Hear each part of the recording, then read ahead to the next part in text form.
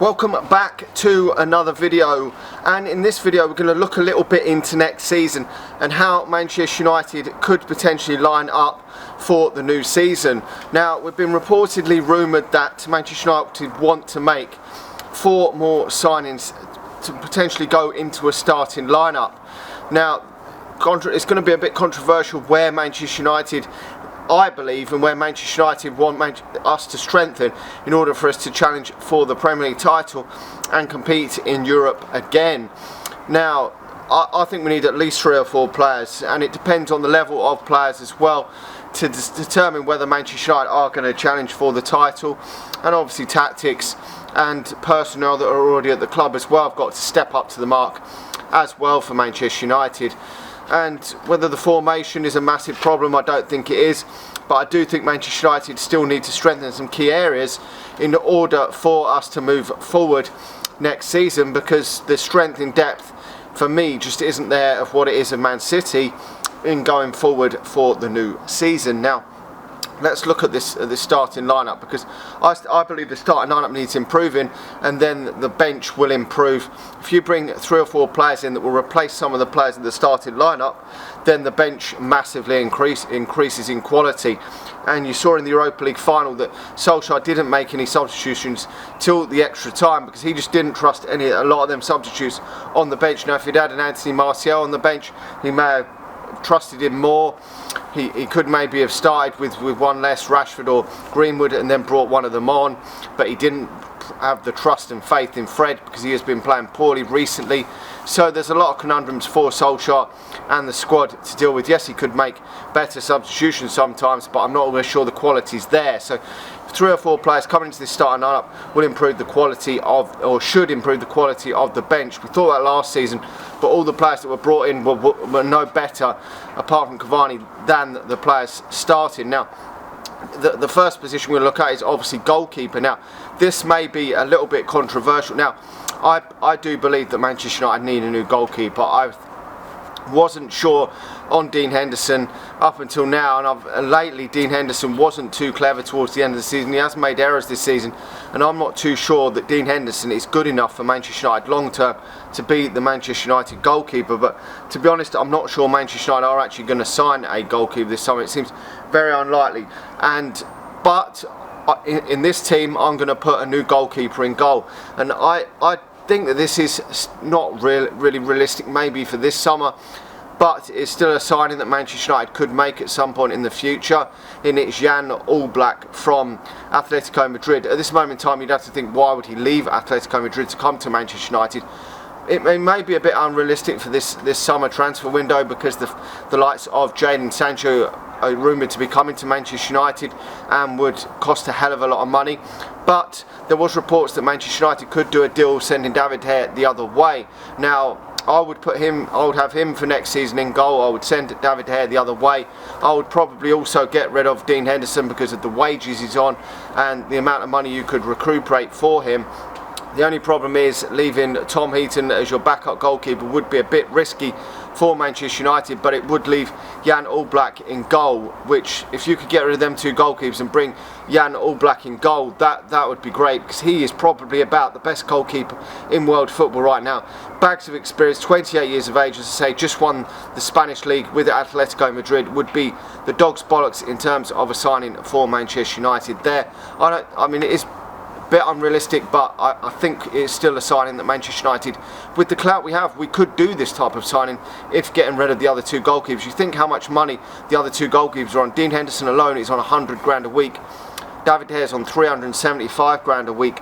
That would ship a lot of wages off the bill, and I just don't think either of them are no longer good enough for Manchester United if we are to challenge for the title. This is a team that could challenge for the title, hopefully, in my opinion. The back 4 pretty much, apart from one position, picks itself. We're going to keep Shaw, Wan-Bissaka and Harry Maguire. Now, the cheaper option, because I've gone for a bit of an outfield one there in Jan Oblak, that's probably seem very unrealistic for Manchester United this summer. We're going to have to go for probably the cheaper a centre back in Pau Torres. I've gone for as the centre back there. Now, probably the cheaper of the options that Manchester United could go for in a centre back position. Varane's probably the name that's most on most people's lips for that position. Koundé is another one on people's lips as well, but I've gone for Pau Torres. I think he's rumoured to be the cheapest of them, and it looks a decent centre back from what I've seen, and has definitely got to improve Manchester United's back four. I mean, we don't have to. I mean, Manchester United are probably not going to go out and sign the best players in every position, obviously in these positions, but we've got to get in 3 or 4 players that are going to actually improve the squad, improve Manchester United's starting lineup. We're not going to go out and sign the best players in the world in every position. We know Manchester United, and we know that, and I think Pau Torres, for the price that Manchester United could get him for, he wouldn't be, I shouldn't think he'd be 50 odd million, probably less than that. That wouldn't be a bad signing for me in that position. I think we'd have to let a centre back go as well, which would be okay for me in my eyes, and it would recuperate some money to put in there. I think that is a more realistic sign, obviously, than Jan Oblak, but I think we've got to them 2 positions, our 2 positions we do need definitely to strengthen: the goalkeeper and the centre back position. This is a team that I think could go on and challenge for a Premier League title if we get these players. Now, moving along into midfield. Now, it depends what sort of midfield he's going to go for.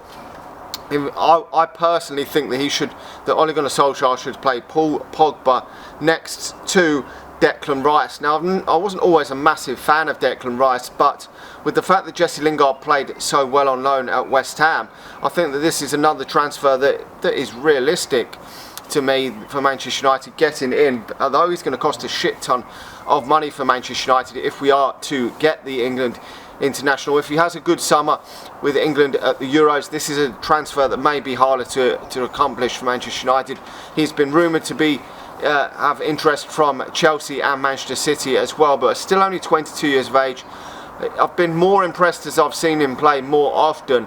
Yes, he's probably too overpriced for Manchester United, but if we could throw in Jesse Lingard into the mixer with this deal, I think Manchester United could be well in there, because this would probably put us ahead of the likes of Chelsea and Man City in the race to sign the England midfielder, because we know how much West Ham loved Jesse Lingard on loan. He performed well, and he's probably now priced at around £30 million, Jesse Lingard, and at 28 years or so of age, we're not going to get better money than we are now for Jesse Lingard. So it'll be good to ship him out on a part, give him to West Ham, and get him in part exchange. That would be where I'll be looking at there for Declan Rice, and would definitely improve Manchester United's team. Are there other options out there? Yes, but I think he's a good option for Manchester United. Young English player, which Manchester United seem to have a lot of good upcoming young English players, like of Rashford and Greenwood, etc. So another young English player wouldn't go amiss for Manchester United in there. I know in the past we've been looking at bringing maybe Jude Bellingham into that midfield, but at this moment in time, I think he's definitely more experienced, and he's definitely going to start for England in the Euros. So I would put him in there. Are these signings unrealistic? Probably for Manchester United, but this is a sort of a team that I would like to see that could challenge for the league. I mean, they're not as unrealistic as saying we're going to sign Haaland, Messi, Ronaldo, all these fucking man. I mean, them sort of players would be completely unrealistic, but all these players, Manchester United have got the clout that they could sign any of these players this summer if we really went out and signed them. To be honest, it's just that the fact that ones like Declan Rice and Jan Oblak would be determined on whether we sign Jaden Sancho as well, because if we sign Jaden Sancho, that is going to take up a massive bit of Manchester United's budget, but hopefully Manchester United will recuperate some in outgoing sales, so we will have to wait and see on that. But I would put Declan Rice, in alongside Paul Pogba. I'm not saying this team's going to win a fucking Premier League title or shit, or go and win the Champions League, but I think it could challenge for a Premier League title. Now, in front, obviously, we're going to go for Bruno Fernandes. Definitely Bruno Fernandes will be in there.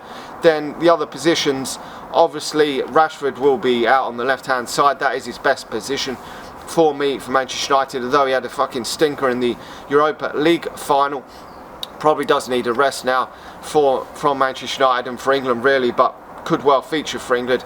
But we will have to wait and see on that. Hopefully he can come back after, if England do get knocked out early, or he doesn't feature enough, hopefully he can get a bit of a rest before the start of the season. And if he does have to have an operation, then it probably will be my next man out on the left hand side, which would be Jaden Sancho. I'm putting Jaden Sancho out on the right hand side. This is the team that I would expect, if Solskjaer is going to start a match against an important team, to be starting this match. I mean, we could start the season with Sancho on the left and Greenwood on the right. If Marcus Rashford is unavailable at the start of the season, there is rumours he's got to have surgery at the start of the season, so that could be a factor there. But if everyone's fit and firing, then it's going to be Rashford on the left and Sancho on the right hand side for me. Sancho, I believe, out of all these signings, is the one that's most likely to happen this summer. I thought it was going to happen last summer. It seemed like we'd agreed a deal in principle to sign him last summer, but we couldn't agree on a fucking fee. And to be honest, for the extra 20 odd million, what a difference he could have potentially made. Okay, he didn't have the greatest of seasons because he had a bit of an injury at one point, but when he was playing after he come back from that injury, and you see how Dortmund fucking fell away when he wasn't fit, and the amount of goals and assists he got last season when he only played about 35 games was fucking frightening. And if he is the star of the show for England at this Euros, which I believe he could well be, then his price tag's going to shoot through the fucking roof. So Manchester United need to get this fucking deal done as soon as possible.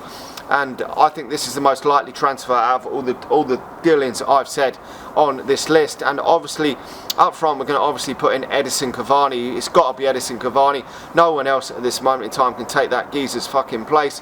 Martial, Greenwood, Rashford, all these mans have got to step up to the plate, and if they want to be the number 9, they've got to make that number 9 position their own. And I don't think any of them players have become a number 9. I thought when we signed Edinson Cavani, I did actually say in a video that I thought that why isn't he giving Greenwood an opportunity in his natural position in the number 9? But looking back on it, maybe I admit I got that wrong, because I don't think over the season Greenwood has looked like a number 9, and I think he got only two of his goals like this season just gone by at the 10, I think, were when he played in the number 9 position. I think they were against Leicester, if I'm not mistaken. I know at least one was against Leicester when we rotated massively in that side when we lost. But Greenwood hasn't really made that position his own for Manchester United. I just don't really feel that he has been at his best in that position, and I feel that he is far more better coming in on that right hand side and getting a shot away, an early shot away with his left foot. Certainly that seems to be a lot of his trademark finishes for Manchester United. Now that would be my starting lineup anyway for Manchester United moving forward. If we could get them players, obviously it's probably unrealistic we could get all 4 of them signings. There's obviously other players that Manchester United could bring in as well. I mean, Tom Heaton is another player, but if Manchester United are looking to bring in 4 first team signings, that would be my 4 first team signings. And then maybe bringing a Trippier as a cheaper option. I'm not too sure how much he'd cost as a backup to Wan-Bissaka, maybe, to have him on the bench, Heaton on the bench, and get rid of obviously the other 2 goalkeepers. Then you would have probably Lindelof on the bench, Scott McTominay, and maybe the likes of obviously Greenwood and Martial as well, featuring on the substitutes bench as well. So it would then be a lot better bench, and obviously there'd be some more heavy rotation throughout the season. Anthony Martial, Greenwood, Ahmad could also fill in on the substitutes bench at times in League Cup games, so there would then be allowed to be a lot more rotation throughout the season. And because we're going to go straight back into basically a fucking season after Euros, we're going to need a bigger and better squad. And I think with the addition of Sancho, it will give us a lot more depth in them wider areas, because we don't know how good Greenwood's going to. I mean, Greenwood only got 7 league goals this season, and I think Anthony Martial only got 4. I mean, between them, that is not good enough for Manchester United moving forward. Rashford only got himself fucking 11 as well. So if obviously Sancho can chip in with 10 league goals and 10 assists, that would change things a lot, because we don't know if Greenwood and Martial are going to score more league goals next season. We would hope that they could do, and obviously Ahmad could improve, but we don't know if that's going to happen. We can't foresee into that future, but we know that what Sancho is all about, and we know how good he is as a player and how much he has developed over the years. And obviously we've still got other young players, the likes of Lingard and Shoretiri, that may well go out on loan if we do bring Sancho in. There was reports we were going to keep them in and around the squad, but we still don't know on their development. Are they going to come off for Manchester United? I've got my doubts still on Lingard. I think he is still a decent player, but I've got my doubts whether he will make it at Manchester United. But that's not to say he can't make it at another Premier League club. And Shoretiri, as well as he's done in the under 23s, he was for me the under 23 player of the year. even though he got Young Player of the Year, I'm still not convinced on whether he can make that step up, because we haven't seen any evidence to show that yet, and until he does it in the Premier League, there's just no way of knowing if he's going to do that. And the same for Hannibal Mejbri, we don't know. I mean, Greenwood's found it a lot harder this season, and no one thought he would. And there's a lot of players of the past that have not stepped up to the plate when we thought that they could do, and take their opportunity. You don't know when a young player's playing so well in youth level whether they're going to make the step up. We've seen that a lot of times players falter, and other players like Rashford have stepped up to the plate more so in the first team than they did at youth level, so we don't know really, but it would give us more options on the substitutes bench. Anyway, let me know your thoughts on what you think I've discussed in this video. How do you see Manchester United potentially lining up next season? We'd have more strength in depth, and if the likes of Scott McTominay and Fred are backup substitutes, I think Manchester United are doing a lot better, because I think a lot of Man City's level of them players would be substitutes for Man City and would come in when players need a rest in League Cup and FA Cup action, and that's great. They're great squad players. They're good enough to play for Manchester United. I just don't think they're good enough to be starting week in, week out for this team if Manchester United want to get back challenging for the league. Anyway, let me know your thoughts on everything I've discussed on the team selection for next season. Like the video, make sure to subscribe if you're new around it. Hopefully there'll be some better transfer news to come in the next few weeks, but it is going to be a bit bleak with the Euros going ahead. Not many transfers will probably happen at this moment in time, but hopefully there'll be some more rumours to come. Please do share the video if you're watching this on Facebook, and I'll talk to you all again soon. See you.